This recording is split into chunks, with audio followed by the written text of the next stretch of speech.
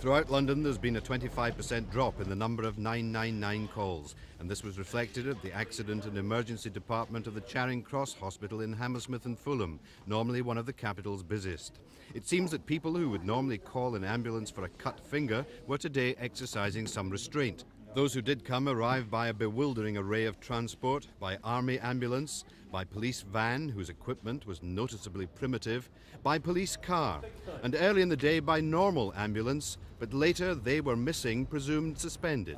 We will go back to station now and they will stand us down for saying that we will work through TUC guidelines agreed through the unions, and when we're not paid we will stay on station and we will answer emergency calls if they're put through. I mean, there's no doubt that they're obviously not being transported as well as by the professional ambulance man, and the best example was a police ambulance, and the policeman did extremely well, and it'd be to be commended. I mean, they don't have the appropriate equipment. They had a woman who required carrying out of her bedroom where she'd fallen and injured herself.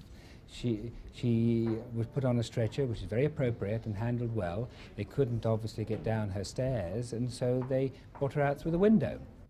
During last night at Charing Cross Hospital, there had been a regular flow of normal ambulances. It seems medical staff, wanting the best for their patients, had contacted the crews direct.